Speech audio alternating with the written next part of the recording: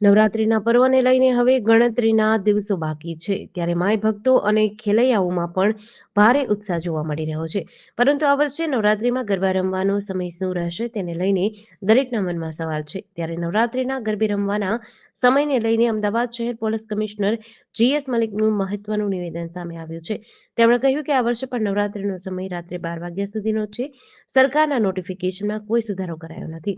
અમદાવાદ શહેર police commissioner GS મલિકે આગળ કહ્યું કે નવરાત્રિને લઈને પોલીસ પેટ્રોલિંગ કરવામાં આવી રહ્યું છે નવરાત્રી દરમિયાન મહિલા સુરક્ષા માટે સી ટીમ પણ પેટ્રોલિંગ કરશે નાગરિકો નિશ્ચિતપણે નવરાત્રી પર્વની મજા માણે તે માટે શહેર પોલીસ કટિબદ્ધ છે આ સાથે તેમણે અપીલ કરી કે જનતા ખૂબ જ ઉમંગ અને ઉત્સાહ સાથે નવરાત્રીનો પર્વ ઉજવે પરંતુ તેની સાથે કાયદા અને નિયમોનું પાલન કરે અને પોલીસને સહયોગ આપે નહીં, આજે નવરાત્રિ જે આવી રહી છે એની આપણે બધા તૈયારીઓ થઈ રહી છે. એમાં ખાસ કરીને પોલીસની પેટ્રોલિંગ ત્યાં વ્યવસ્થિત થાય, સી ટીમને પણ આપણે ત્યાં સ્ટેશન થાય એ ત્યાં પેટ્રોલિંગ કરે અને કોઈ એવું બનાવ ના બને એ માટે આપણે તમામ તકેદારીના પગલાં લઈ રહ્યા છીએ. સીસીટીવીની આપણે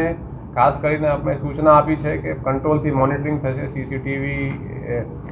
જે ફીડ થાય છે એમાં પણ મોનિટરિંગ થાય અને વ્યવસ્થિત કોઈ ગુનો ન બને એ માટે પોલીસ તમામ કાર્યવાહીઓ કરી રહી છે. નવરાત્રીમાં માત્ર પોલીસની જવાબદારી નથી બની રહેતી, પરિવારની અને વાલીઓની પણ જવાબદારી બની રહેતી હોય છે. તો વાલીઓને શું સંદેશો આપવા માંગશો પોતાના બાળકો, યુવક કે યુવતી માટે? નહીં, આ સંદેશો એટલે આમ તો ગુજરાતમાં કે ઇન્ડિયામાં જોઈએ તો તાજેતરમાં અમદાવાદને સેફેસ્ટ સિટી તરીકે જાહેર કરવામાં આવેલ છે